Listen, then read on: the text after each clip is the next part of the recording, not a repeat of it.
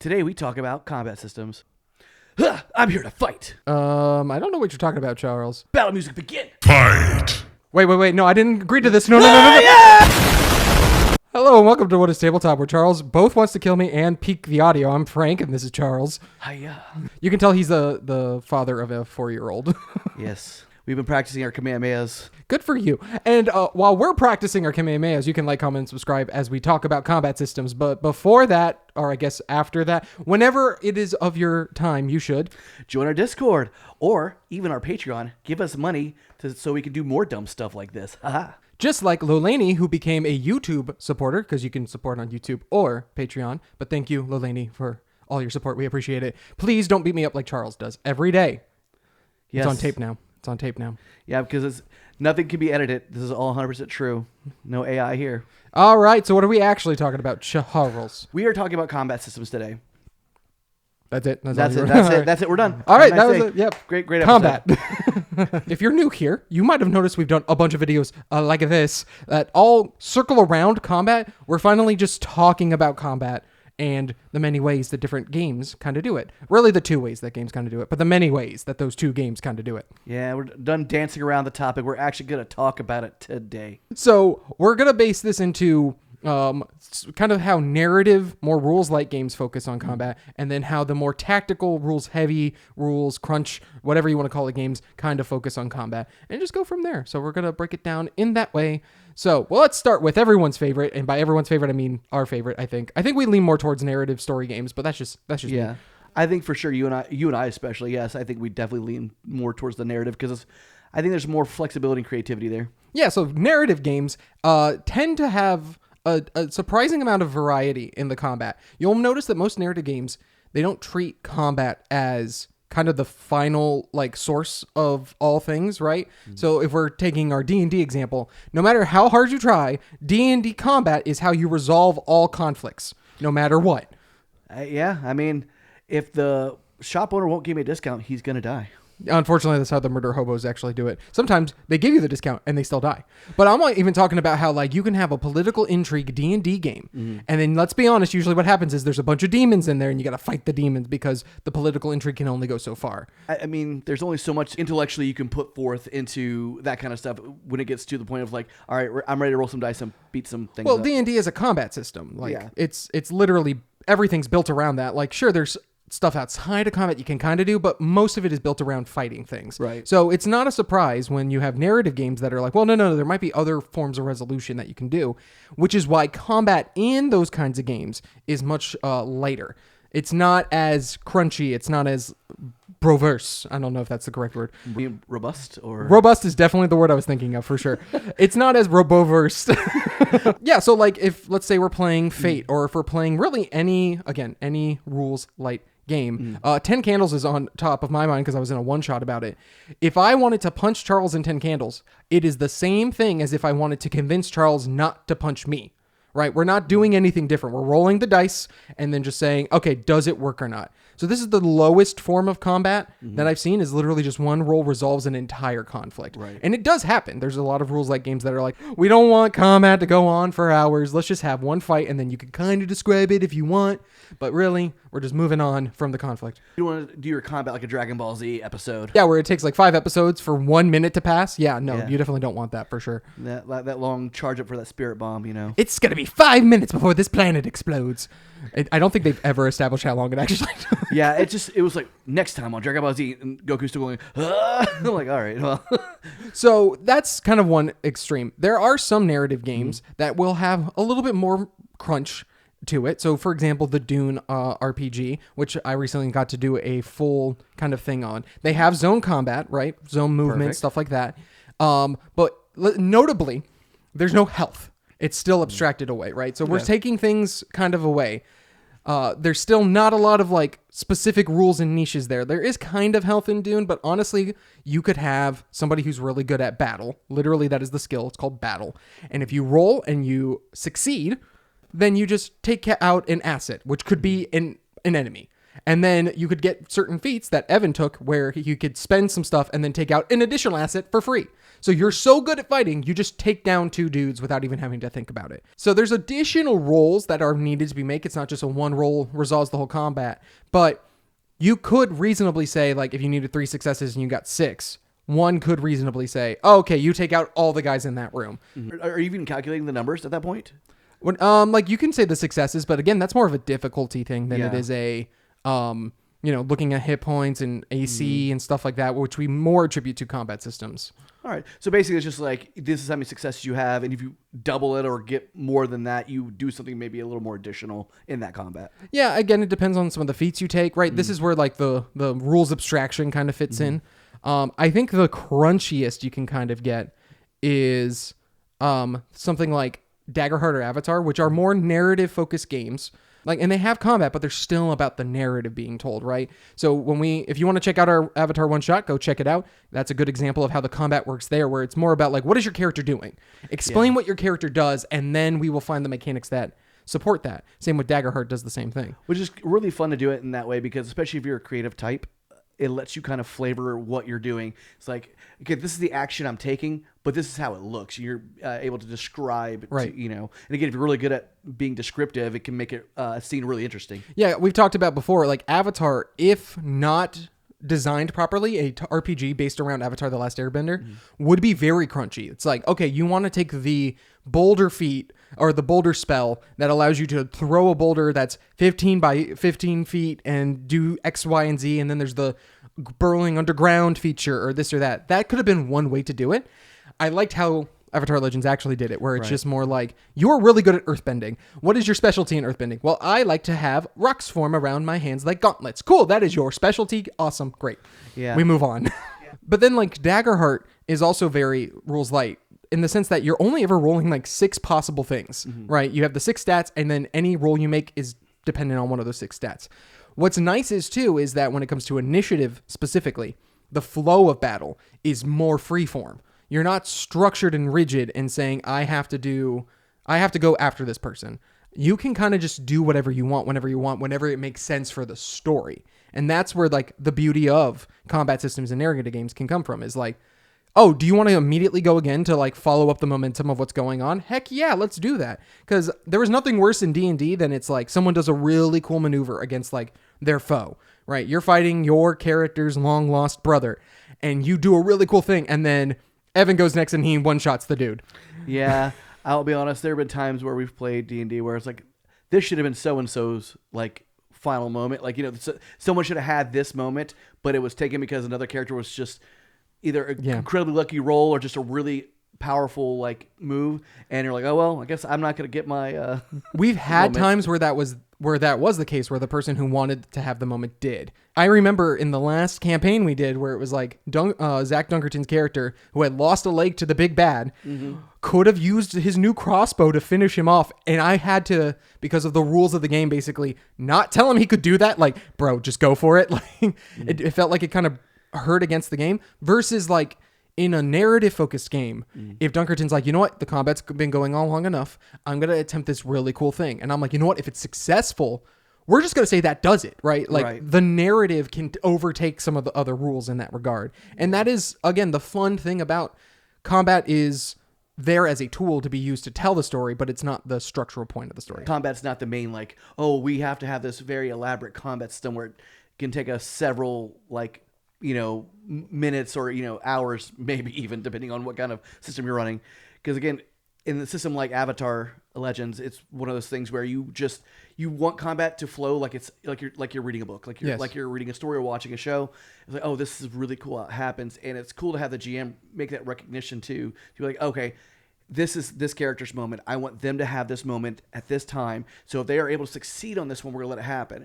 But there are times, unfortunately, we have bad rolls sometimes. Are you enjoying the video so far? Then you should check out our Patreon, where we have a bunch of additional stuff that you can enjoy. We have a series called We're Promised We're Friends, because apparently people think we're not, because Frank is mean to me. I am not mean to you, but we do talk about all various things, not just tabletop RPGs, a bunch of different stuff. We talk about, is Die Hard a Christmas movie? It's not. I still concede that it is. We also have the live streams from all of our design live streams, so if you want to watch them in full, not just the edited clip versions that we put out for free on YouTube, Patreon is also where you want to go. And of course, there's higher tiers where you can help us design things like one-shots and maybe even play games with us. And of course, if you're only wanting to watch the videos, you can become a YouTube member and you'll get all the videos that are available on the Patreon as well. We got session zeros, we got upcoming one-shots, all the fun stuff, and you get to be a part of it. Join us on Patreon.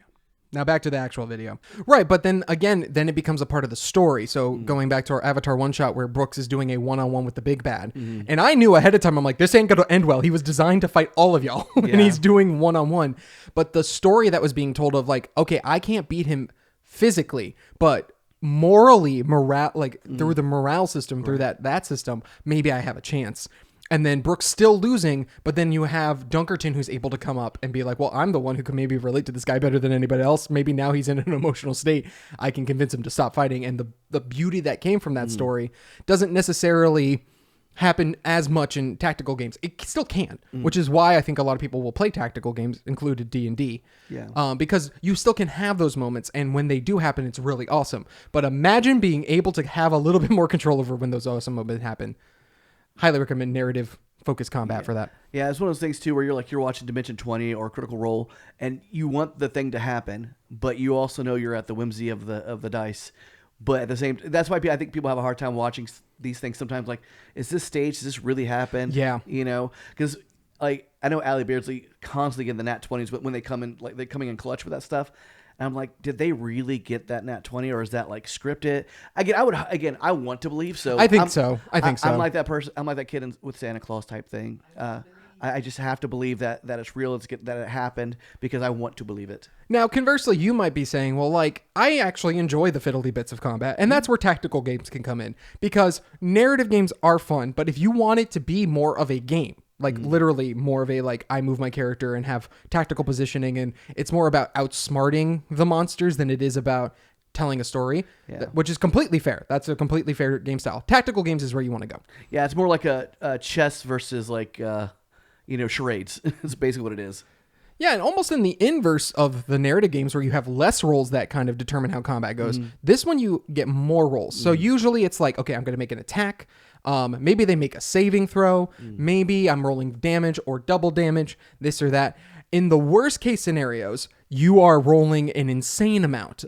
There was one video I saw that was like the worst RPGs ever. And it was literally like to calculate how to hit somebody was so much math. It was not necessary. It's like, well, you have to factor in armor resistance and then armor resistance on top of wind. And it's like, no. That's too far. Now, I will say, I have played an RPG where there is still a lot of rolling involved, but it is a little bit more fun in that, and that is Pathfinder 1st Edition. So in Pathfinder 1st Edition, the reason I bring this up is because when you roll to attack, you're rolling about the same as D&D. Yeah. Except when you critically hit. Because when you critically hit in Pathfinder, when you get a nat 20 or possibly more, depending on your build, you don't immediately critically hit. Instead, you have to roll to confirm the critical hit. So you roll an additional d20, add the modifiers a second time. And if that second roll would hit their AC, then you critically hit. So, okay, you got a critical hit. Cool. So you're definitely going to hit them. But how good did you hit them, basically? Yeah, or even just like, I think it's to get around how, like, there's a video that talks about it where it's like you have a giant dragon that's burned down your city and you're a level 1 fighter and you go to hit him and you have a 5% chance to hit him. It's like, well, that doesn't make sense. Versus in Pathfinder, sure, you might still have a 5% chance to hit him, but you're not going to crit on that hit because now you have to roll to confirm the critical hit. Gotcha. So it's one of those, it's kind of like a catch-22 type situation. Not necessarily. It's more just to make sure that if you're going to critically hit, it's based around the build and not the dice rolling randomly. That's more so what it is. And then, of course, that does get into the whole, like, well, what happens if you critically hit a second time? Oh, buddy, it can keep happening, and you can keep critically hitting, and then the multipliers get insane. Okay, so you roll 20, roll another 20, roll another 20, like yes. type thing. I mean, again, the odds are unlikely, but I'm sure it could happen. Yeah, and usually those moments are like really insanely fun. Sometimes you get like guns, which like their crit multipliers a ×4 instead of a ×2, because the idea is that guns do a lot of damage, and so that's to reflect that.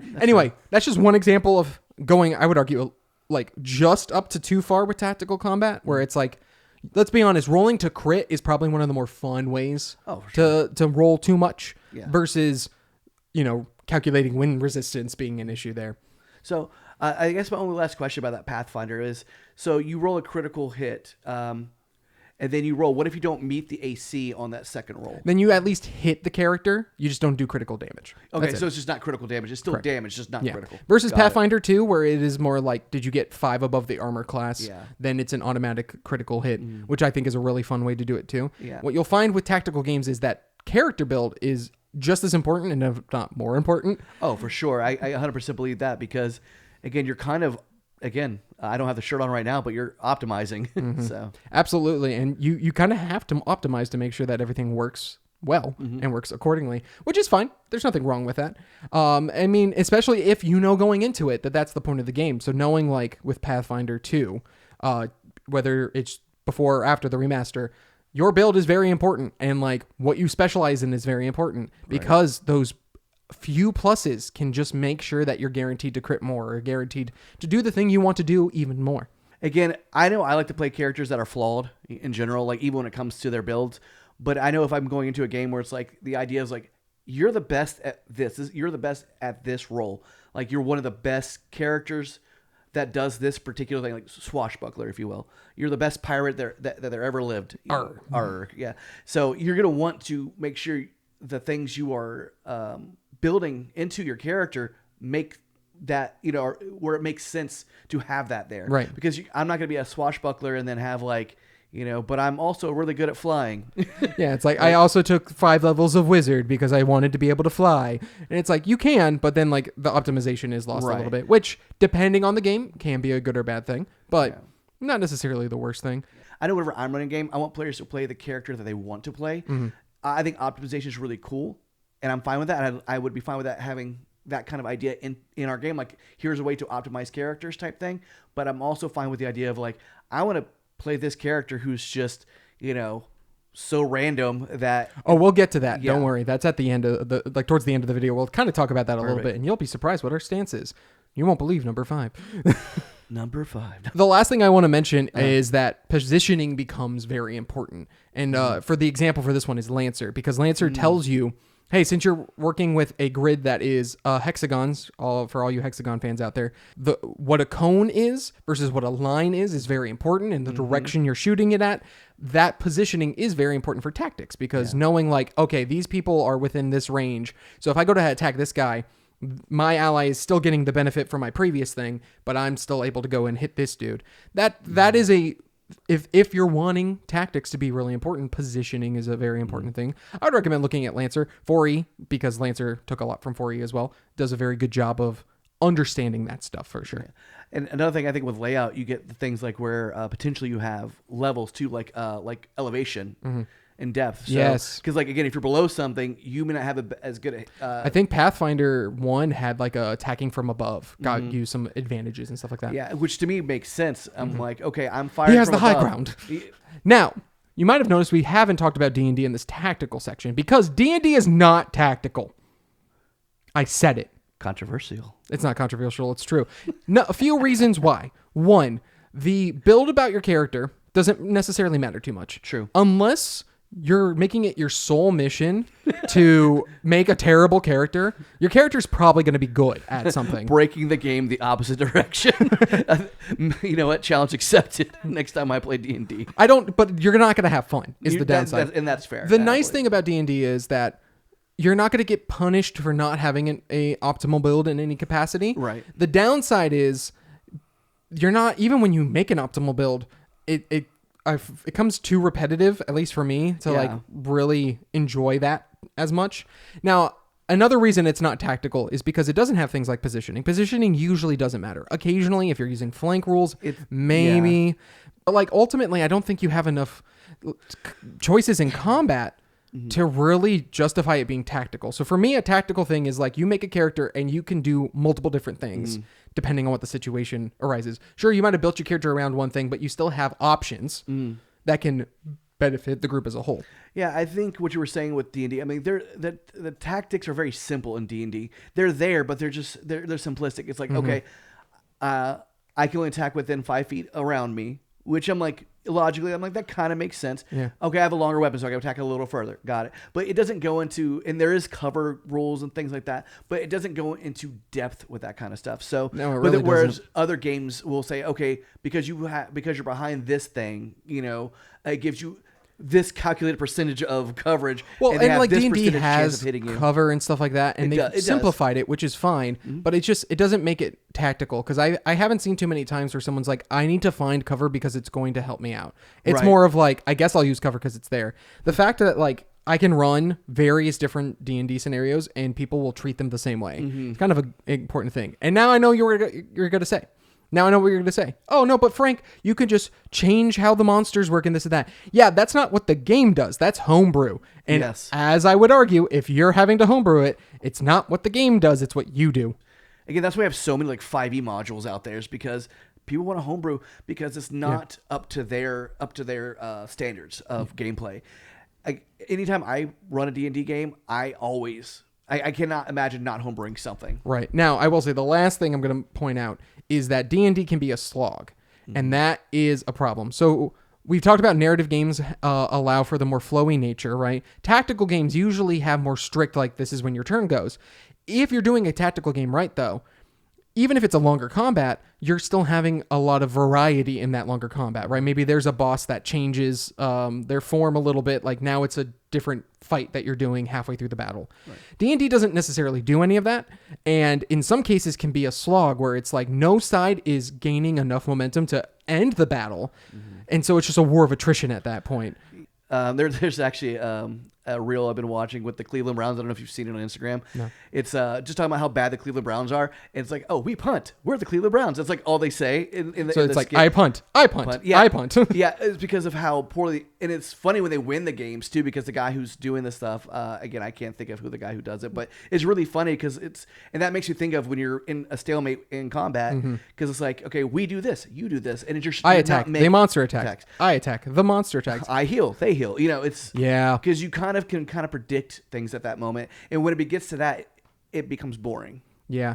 And again, I think most tactical games surprisingly have some means of making sure that that doesn't happen because they know how bad a slog is. If you've been in a slog combat, it's not fun. And like everyone doesn't enjoy it. Like literally everyone suffers. Yeah. We've definitely gotten to that point in our one campaign where it was like there was a few combats you picked it up right away where it's like, this is going on too long. We've got to find a way. So you're like, so either you'll have something where they'll do like some sort of legendary action, like, oh, we should probably run at this point. Yeah. At that point, it's like run or kill the guy. Oh, we can't kill this guy. We probably should run. But we had talked about this, right? D&D, the only source of finality is combat, which is unfortunate. Yeah. Versus other games where like if you can make fleeing like either easy or like an option that like is viable, then that's a great thing to do. Well, I think also too, maybe having retreat as not necessarily a negative, but having it as a tactical advantage. Yeah. Because that's something that could actually be interesting where it's like maybe the next time you rest, you get a bonus because you retreated. Free mechanic right there. 100%. It just popped in my head. I was like, there should be benefits for, and again, I know people are like, well, I'm no coward, and that's fine if that's what your game's around, if that's what your character's around, but I think maybe that character who decides to stay in combat and then it has to like come back and lick their wounds, they get a negative consequence because they try to stick it out. Whereas people who's like tactfully retreated, I think I said that correctly. Sure. But yeah, the ones who retreated when they were supposed to retreat should get some sort of benefit or bonus. I could see a situation in our game where, because it's more narrative based, you could say like, okay, if you guys are choosing to retreat, you all get to refill one resource of your choice, like instantly, because you are choosing to retreat. You are now able to like lick your wounds properly, but that means the villains get X amount of doom, right? Yeah. So it's like, it's a resource management thing where it's like, we get a benefit of regaining the resource as well as our normal rests, but they get some additional resources. So it's like a mechanic version of like win-win or lose-lose. Yeah, it's more like a risk reward kind of a thing, but yeah, for sure. Now, ultimately, I highly doubt anyone's coming out who's watching us is coming out here to make 5e's combat again. If you are, just play 5e and then just reskin it like so many other games have done. Yeah, there's so many out there. Even AI has gotten their hand. Unfortunately. But here are some things to think about if you're deciding on a combat system, right? Number one, what is the core gameplay loop, right? So in D&D, if I'm a fighter, I run up and I hit a thing. Maybe occasionally I run back and hit a thing, but you know what the core gameplay loop is there. you want to figure that out. Like, is it the same? Is it a little different than your main mechanics? So like Panic at the Dojo has the core gameplay loop of you pick a stance and you pick an move, and then that becomes a whole thing you're doing, and you're rolling a certain amount of dice because of that. So the core gameplay loop is, I'm in this stance. Do I continue to be in the stance? Do I shift stances? Do I shift forms? Do I try something new out? And then roll different dice to help me determine what I get to do afterwards. It's a really fun gameplay loop. I think Panic at the Dojo probably has the most interesting gameplay loop in regards to combat, as far as I'm aware. Yeah. No, again, it's one of those things where it's like having stages of combat too, I think is interesting as well. Or phases, if you will, because I know there's games that do phases where it's like you attack, you defend, you do these things. Like what do you do during this particular phase Having of combat? secondary objectives. Yes. Is that a core part of the gameplay where like the second initiative is rolled? You're like, all right, the point of this encounter is X, Y, or Z. And like, again, that's what Panic does, is you say up front, what are the stakes of this encounter? If you guys win, what happens? If the bad guys win, here's what happens. Yeah, I like the idea of having secondary objectives, because I was just thinking about, I've been replaying Spider-Man on my PS5, and it's one of those things when you're in combat and certain things you're fighting, they give you certain secondary objectives to do, like, web this many enemies to a wall. Like, I think having that in a role-playing game, a tabletop role-playing game, would be very interesting. It's like, okay, cool, this is your combat. If you're able to do this, you get this much more experience, or you get this bonus, or something like that, or you get some sort of tactical advantage. And again, I don't think you necessarily even have to be upfront about it. It's like as a GM, you can be like, this is like behind the scenes like type thing, where it's like, this is the thing that if they do this thing, then they will get this tactical advantage, or they'll get this sort of a buff or bonus. I think having that up front is probably the best way to do it, so Sure. that players don't feel like you're just dishing it out arbitrarily. But having rules in the game for that is a cool idea too. Second question you want to ask is, how fast do you want your game to be? Because spoiler alert, even if you have faster paced combats, they're all still about the same amount of time. You're maybe shaving off 10 to 20 minutes. So when I say fast, I'm not talking about literally the length of time. I'm talking about the feel of the game. Okay. Does it feel like things are going quickly, right? And this is where the free flow initiative feels a little nicer, because you're like, oh, it feels like it's my turn already, or like, oh, hey, in the middle of his turn, can I do this thing, right? Yeah. You feel like combat's going quicker because you're constantly engaged versus the more rigid combat. But there's nothing necessarily wrong with a very rigid combat if you're careful about it. So for example, with Nimble, which we did a video on Nimble, it's extremely fast. It feels very fast because even though you get 3 actions every turn, it feels very quick because you can use some of them as your reaction. And so maybe that lowers things down, and you're still constantly paying attention.